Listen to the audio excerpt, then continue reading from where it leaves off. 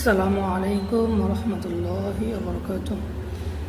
সম্মানিত ফেসবুক বন্ধুগণ, আশা করি সবাই ভালো আছেন। আলহামদুলিল্লাহ, আল্লাহ তাআলার অশেষ রহমতে আমি ভালো আছি। আজকে আপনাদের সাথে কোরআন হাদিস অনুযায়ী একটি বিষয় শেয়ার করব। আসলে আমরা জন্মগতভাবে মুসলমান দাবি করি নিজেদেরকে। কী ক্ষেত্রে দাবি করি আমরা?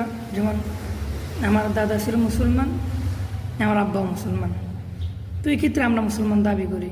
আসলে ঠিক আমরাই মুসলমান।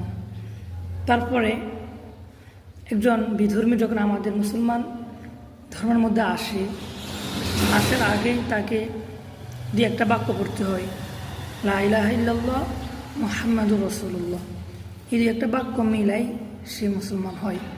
আর যখন কোনো কাফির মুশরিকি বাক্য পড়ে ফেলে, তখন ওই সময় থেকে তার পরিবার, তার ধর্ম, তার নাম, তার বংশ সব কিছু চেঞ্জ হয়ে যায়। কারণ সে আগে অন্য একটা ধর্ম ছিল, এখন সে মুসলমান।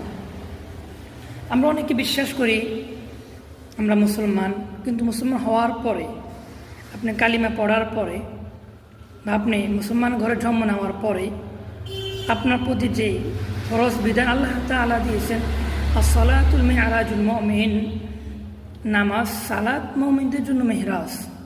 অর্থাৎ যে বিষয়ে কথা বলবো সালাত নিয়ে, নামাজ নিয়ে।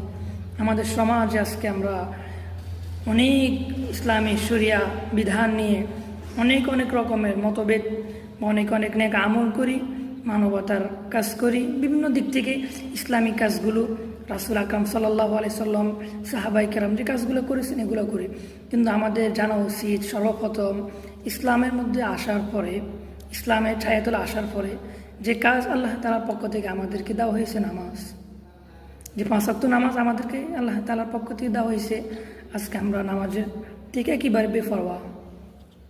আমরা শুধু এটাই বলি, যেমন আপনি ধরে নেন আপনি নিজেকে মুসলমান দাবি করেন, দাবি করার পরে আপনার সাথে আল্লাহ তাআলার সাথে সংযুক্ত নাই।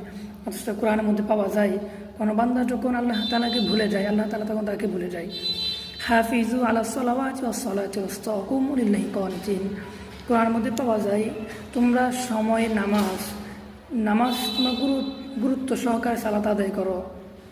আল্লাহ তাআলা অন্য এক আয়াতের মধ্যে বলেন সময় নামাজ তোমরা সময় মতো আদায় করো। সূরা আসরের মধ্যে আল্লাহ তাআলা বলেন সময়ের কসম, নিশ্চয়ই মানুষ, ইন্নাল ইনসানা লাফি খুসর, নিশ্চয়ই মানুষ ক্ষতিগ্রস্তের মধ্যে আছে, ক্ষতিগ্রস্তর মধ্যে রয়েছে। তারা ছাড়া যারা